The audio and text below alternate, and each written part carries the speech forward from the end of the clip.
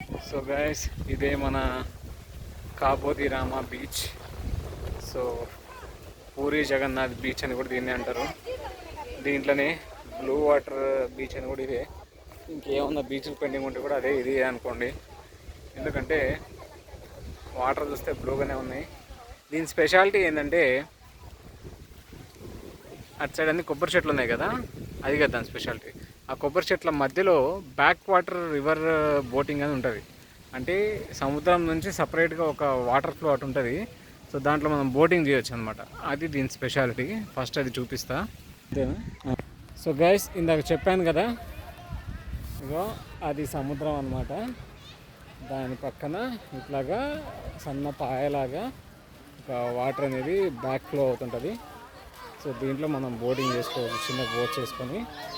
So swimming కూడా చేసుకోవచ్చు దాంట్లోనే.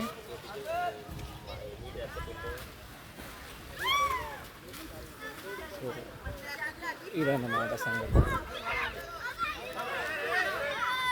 ఇట్లా వెనక్కి ఇట్లా దాని కింద నుంచి అట్లా బోటింగ్ చేస్తే అదొక థ్రిల్లింగ్ ఎక్స్పీరియన్స్ అన్నమాట. సో ఈ బ్యాక్ వాటర్ రివర్ పైన ఒక చిన్న వుడెన్ బ్రిడ్జ్ లాగా కట్టారు. సో ఈ వాటర్ ఎంతో లోతు ఉండదు. కపుల్స్ ఎవరైనా వస్తే ఆ చెట్ల మధ్యలో అట్లా బోటింగ్ చేసుకుంటూ అట్లా వెళ్ళొచ్చు. సో అదన్నమాట. దీన్ని ఇట్లా ఈ బ్యాక్ వాటర్ రివర్లో బోటింగ్ చేయడాన్ని కయాకింగ్ అంటారు ఇక్కడ. అలాంటిది ఒక 2-3 బీచెస్లో అవైలబుల్ ఉంది ఇక్కడ. సో అది బాగుంటుంది. ఇట్లా లోపలికి చాలా దూరం పోవచ్చు. సో దాని నుంచి ఇట్లా వస్తే ఇది బీచ్.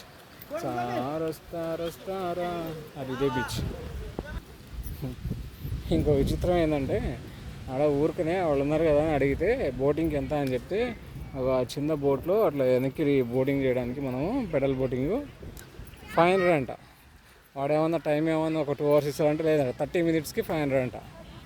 మరి అంత దులానందం ఎవరికొందో మనకు తెలియదు. Okay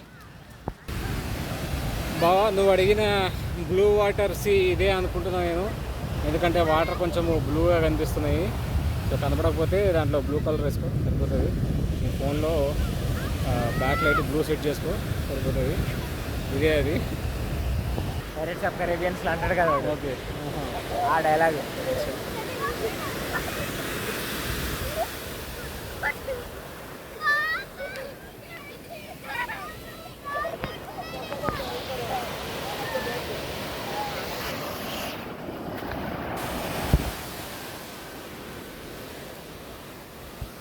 that is the sun setting.